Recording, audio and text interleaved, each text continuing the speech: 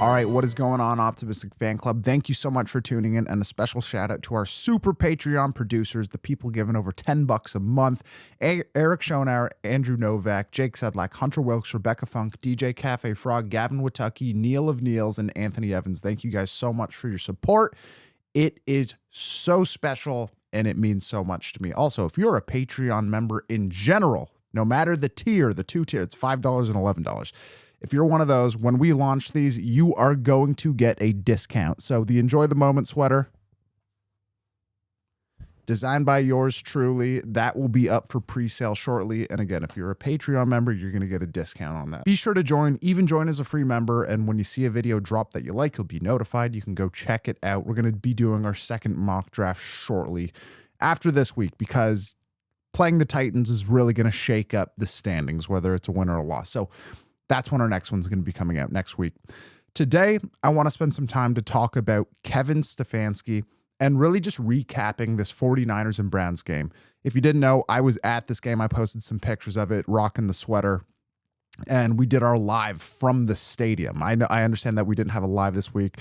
I was not home. I was down in Cleveland visiting family for Thanksgiving, and my brother and my brother-in-law and I went to this game. And so we did a quick recap. If you could tell, we had some drinks, we had some fun, and it was probably a little bit more off the rails than usual. We got some good feedback, though. We also did a more X-rated version on Patreon that was more unfiltered. So if you want to check that out, you can check that out. We got some good responses off of that. However,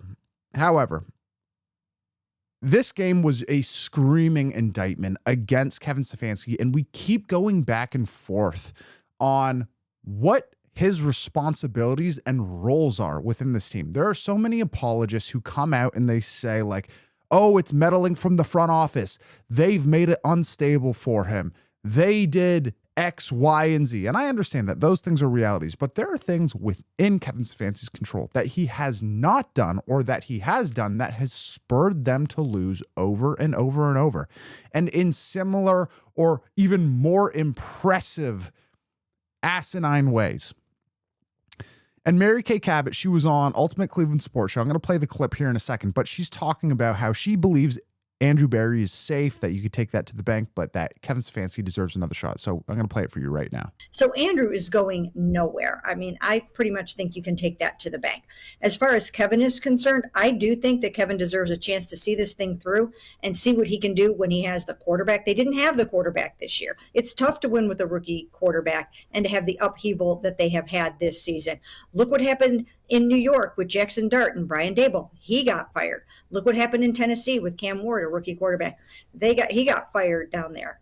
Brian Callahan did. So okay, that's all we really need to hear on that. So Mary K Cabot, say what you will, she's clearly established. She's clearly good at what she does, but there is a very consistent theme of her towing the line for the Browns organization, or for just, I think, the people who she kind of believes in. She never really takes a hard line stance, even though she can see everything for what it is, because she has access and she has behind the scenes views.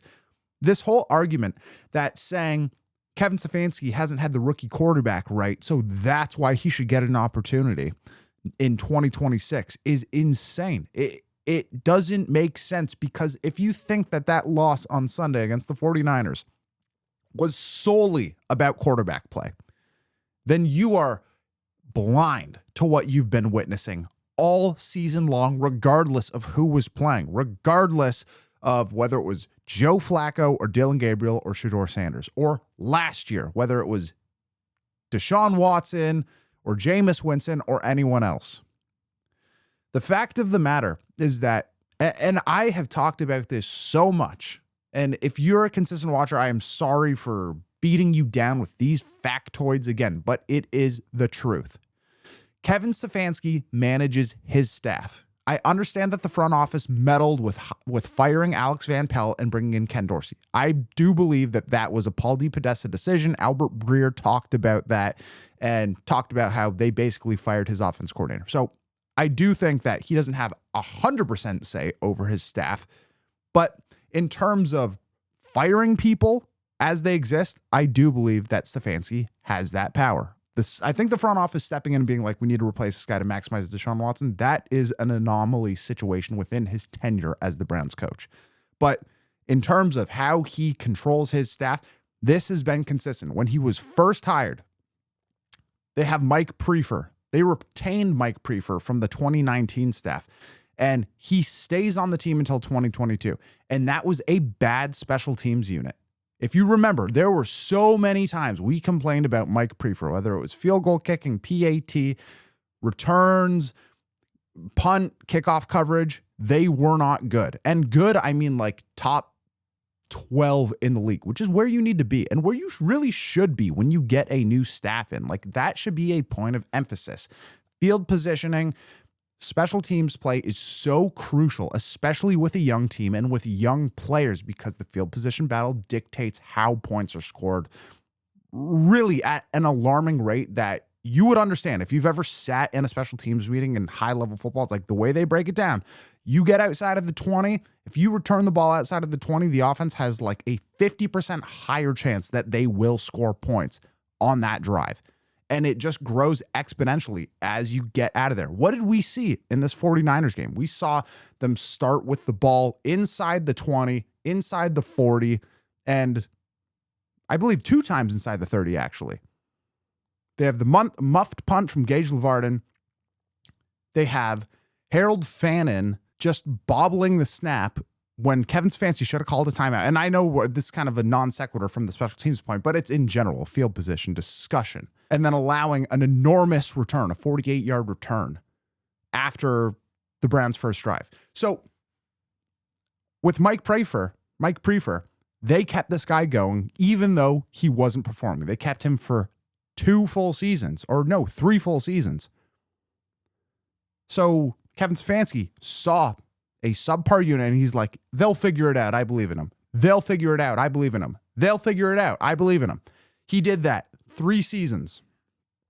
Then with Joe Woods defensively cost the Browns a ton of games because that was the portion where this offense was still fresh.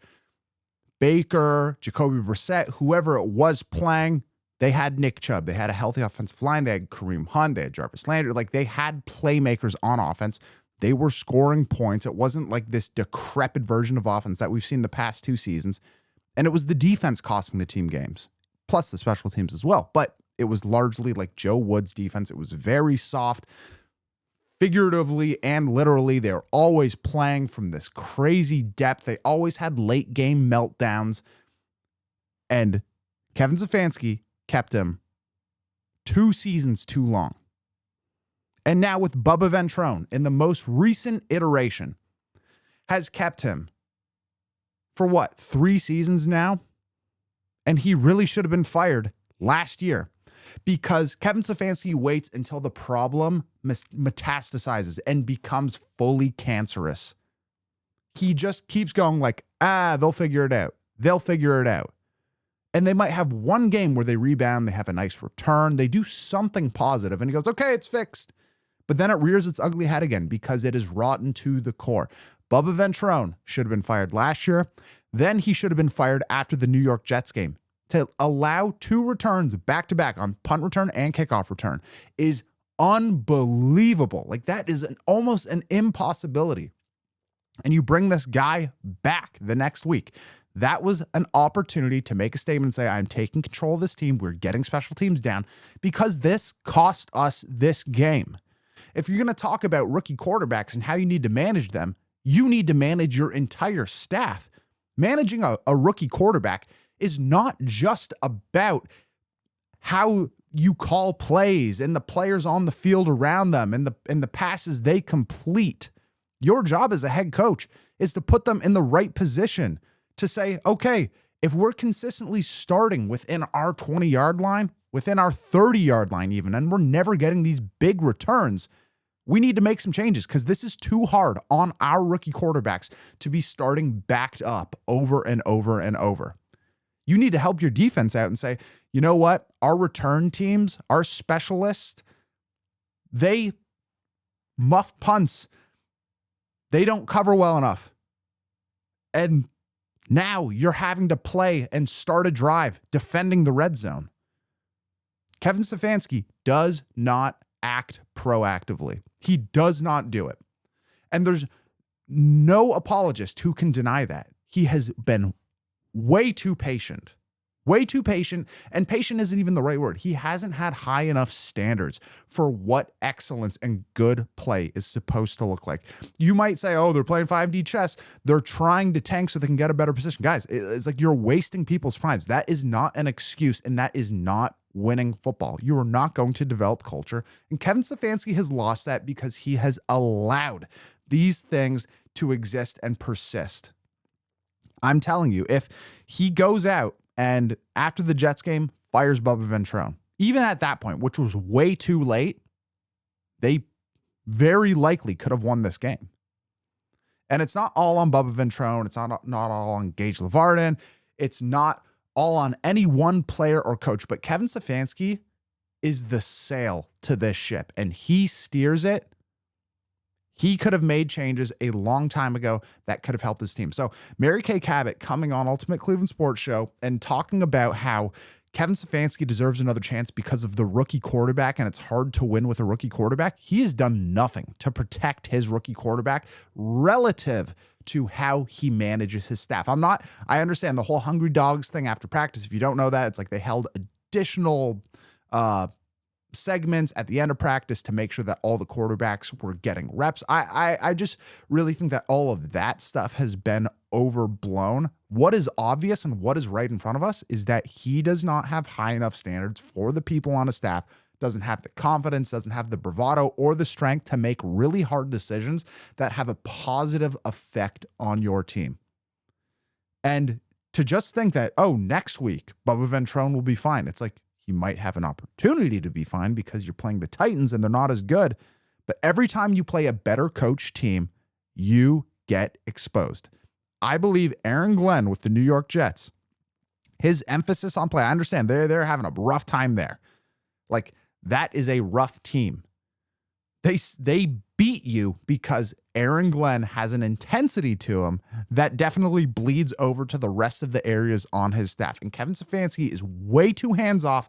He believes in player-led teams. He puts way too much faith in the people on his staff and doesn't hold people accountable. And that is what cannot last. So if you think that Kevin Stefanski deserves another opportunity next year, then just be prepared to be disappointed because you might get a marginal boost. You might get a big boost in getting another quarterback, in getting more elite playmakers. I don't doubt that the offense would be better.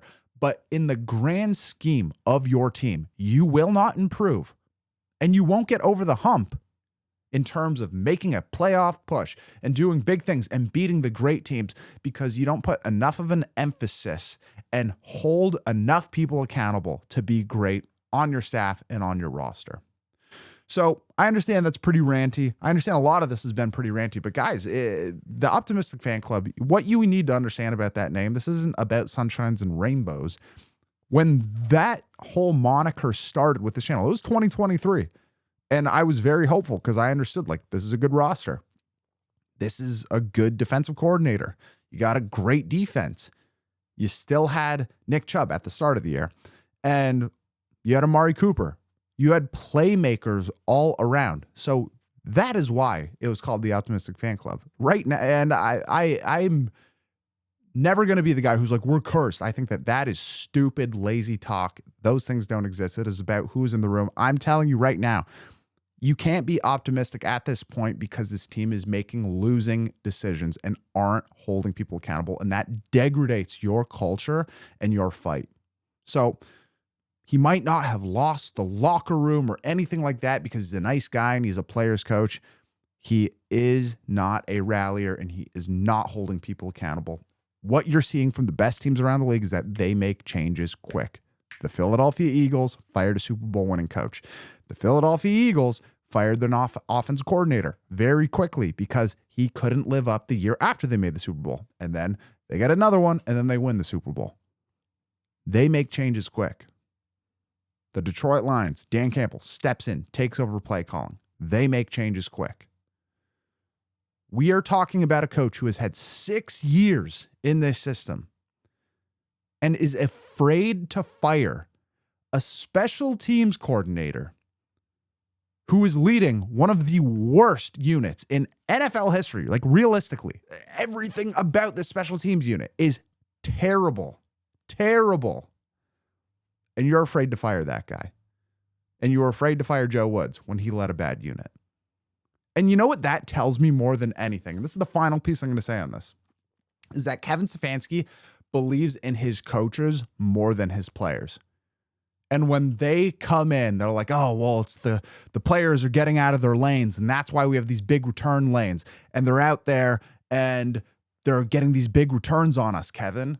And then Kevin goes, okay, that makes sense. It's on the players. It's not on the coaching. That is not accountability, and that is not leadership. And that is the only excuse for why changes have not been made. He believes in the coach more than he believes in the players. So thank you guys so much for tuning in. Be sure to hop over to Patreon. We're going to put out 2 more videos over there this week, maybe 3. So go check that out. Remember, if you're a member, you're going to get a discount on these Enjoy the Moment hoodies. We might do some shirts as well. So I'm going to pin a comment down there and just give it a like, and maybe your size if you're comfortable giving that information. And we could start building out some pre-order things and whatnot. But we appreciate you guys. We will see you in the next one. And let me know what you think about Kevin Stefanski.